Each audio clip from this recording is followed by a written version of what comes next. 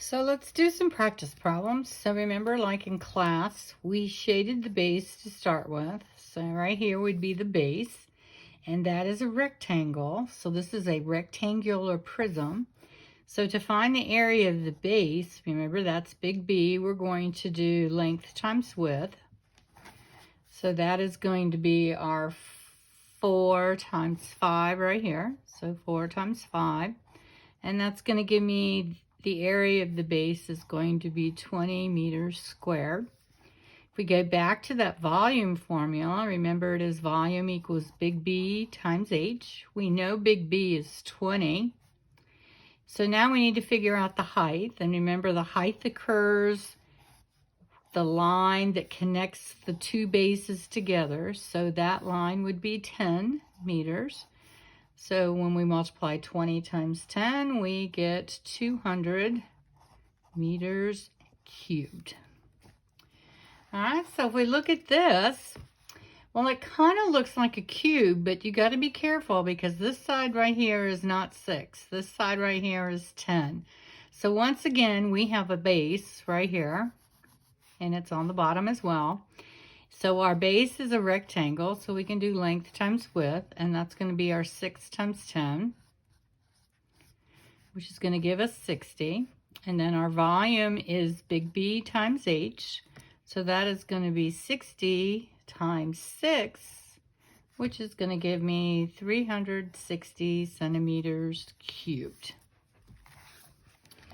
All right. This one, once again, we want to call this our base. So we are looking at, the base is actually a square.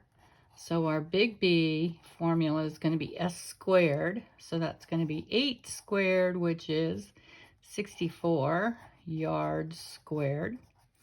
Then volume is big B times H. So we're going to take the 64 times the height. Now that's the line that connects the two bases. So in this case, that is 2 yards. So when we multiply those together, we get 128 yards cubed. All right, so looking at this one, I'm going to make this the base. So once again, this is a rectangular prism. So the base is going to be the length times the width. So that is going to be 20 times 8, which is 160. So that'll be 160 centimeters squared.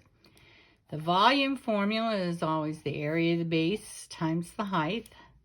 So volume equals 160 times the height is going to be the line that connects the two bases. So that's going to be the 16. So when I take out my calculator, I will find that the volume is 2,560 centimeters cubed. All right, so in this word problem, we are told that a rectangular prism has a volume of 51 cubic meters. The length of the prism is 3 meters, and the width is 2.5 meters. They're asking us to find the height of the prism. So if you remember, the formula for volume is big B times H, and they told us that it's a rectangular prism. So that big B is going to be length times width, and then we're going to have the height. So that's what the formula looks like broken down for a rectangular prism. Well, now let's plug in what we know. We know that the volume is 51 cubic meters. So underneath the V, I'm going to put 51. Then we are told the length of the prism is 3 meters. So underneath the L, I'm going to put a 3. I'm just substituting in what I know. And then I'm told the width is 2.5 meters. So I'm going to put 2.5 here. And then I don't know the height, so I'm going to put times H. So now it becomes an equation. Can we combine these two right here? Can we multiply 3 times 2.5? We sure can. So that's going to give us 51 equals 7.5 H. Now we want to solve for H, so we're going to divide both sides by 7.5.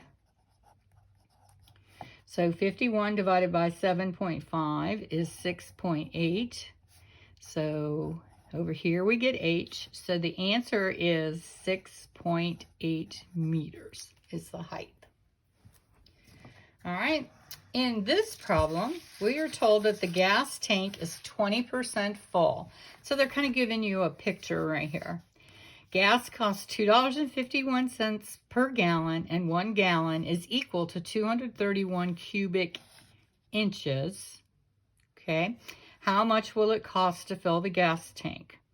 Well, if we look at this, our base is going to be this rectangle. This is 1.75 feet. This is 1.25 feet. And this is 11 inches. So we have an issue here. We've got inches going on here, and we've got feet going on here and here. Now this conversion right here is in inches. So I am going to convert all of these into inches. So 1.25 feet equals 15 inches. 1.75 feet equals 21 inches. So now I have everything in the same unit. So let's find the volume of the whole gas tank to begin with, because right now it's saying it's 20% full. So let's find out what the whole tank would be. So if the base is a rectangle, we're going to use length times width, which is going to be our 15 times 21. And that's going to give us the area of the base is 315 inches squared. The volume of the whole tank, remember, is going to be big B, area of the base, times the height. So we know the area of the base is 315. The height, what connects the two bases, is the height is 11. So when we multiply that out, we get this nice huge number, but that's okay. 3,465 inches squared. Well, that is the whole tank. But do we need to fill the whole tank?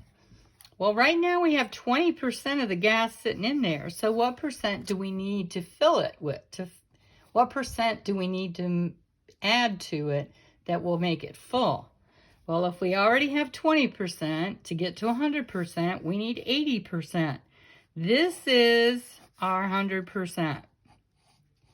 So I want to know what is 80% of 3,465 inches squared. That's going to tell me how much gas I need to put into it. So when I take my calculator and multiply 0.8 times 3,465, that's telling me I need 2,772 inches cubed. Whoops, this should have been cubed. Of gas to fill that up. Well, this is in inches cubed, and the cost of gas is per gallon. Well, that's where this conversion comes in handy. It's telling me 1 gallon is 231 cubic inches. So if this is how much gas I need this. I need to convert this into gallons. So I'm going to take that 2,772 and divide it by 231, and that's going to give me 12 gallons. So I need to put 12 gallons of gas into the tank. Well, they want to know how much will it cost. They don't want to know how many gallons, but they tell us it's $2.51 per gallon. So I'm going to take that $2.51, multiply it by 12 gallons, and that's going to give me a cost of $30.12.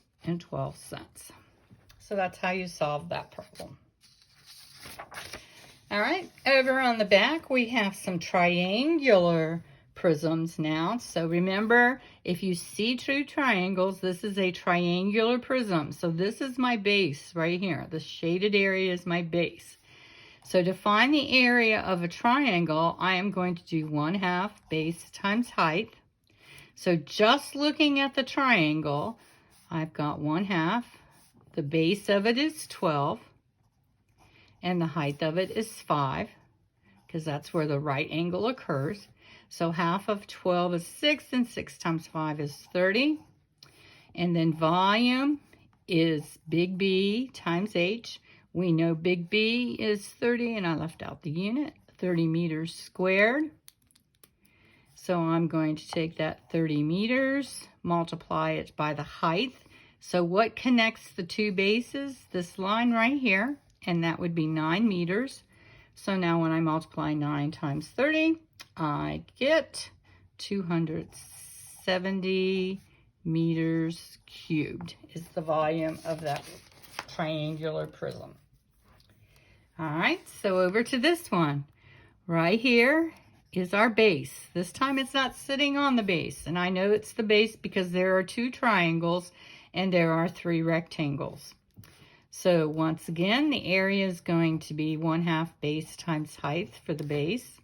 So 1/2, where does my right angle occur? Right here. So I've got 6 and I've got 8. Half of 6 is 3. 3 times 8 is 24. So my area of my base is 24 centimeters squared. Volume is big B times H. So I'm going to take 24 and I'm going to multiply it by the measurement right here by 12, because that's the height. And 24 times 12 is 288. My unit is centimeters cubed. For number 9, well, it looks very similar to that one, just numbers are different. So here's my base. Once again, the area of the base is going to be 1/2 base times height. So I'm going to take 1/2, find your right angle.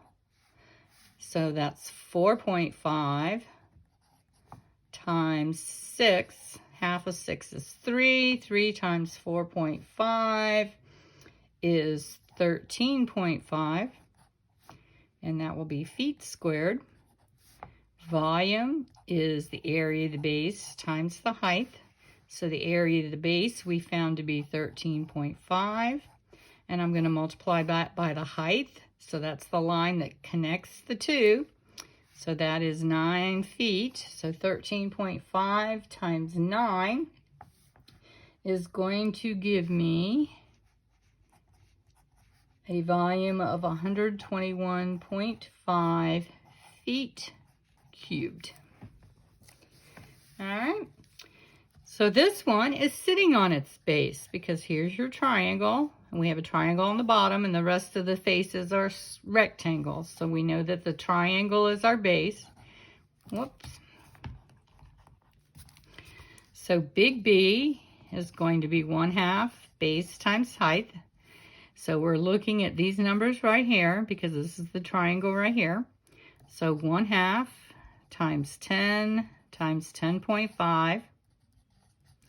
So half of 10 is 5, and 5 times 10.5 is going to be 52.5 millimeters squared. Volume is the area of the base times the height. So here's the area of the base right here. So that's 52.5. The measurement that connects them, the two bases right here, is the 8 millimeters. So we're going to multiply that by 8. And that is going to give us a volume of 420 millimeters cubed. All right, for the last problem, we are being asked to find the error. Okay, so they started down here with volume equals big B times H. Well, that is true, so that is right. So then they come down here and they take and they multiply 10 times 5 times 7. Well, what is the base in this case? Is the base the rectangle or the triangle? This is a triangular prism. So when we break down this big B, volume is really going to be, if I break it down, this becomes 1/2 the base and the height of the triangle, this is all the triangle, times the height of the prism. Well, is that what they did? No, they did 10 times 5 times 7. So this is their mistake right here.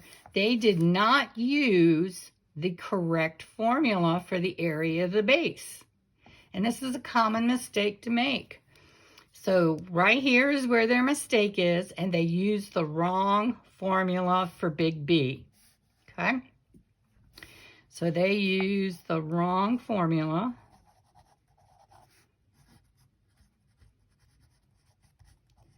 To find the area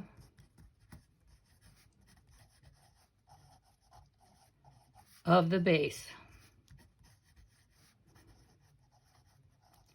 So if we go back and do it like we've been doing it all along, if big B is a triangle, we are going to use this formula. So we are looking at the triangle right here. We have 7 and 5 where the right angle occurs. So it's going to be 1/2 times 7 times 5, which is going to give me 17.5. And that will be centimeters squared. And then volume is big B times H, which they got right there. So big B is going to be 17.5. The line that connects the two bases is 10. So this gets multiplied by 10. So that means our volume is 175 centimeters cubed. All right, so I hope that helps you. If you have any questions, please make sure to ask when I ask about practice problem questions on Monday. Have a great weekend.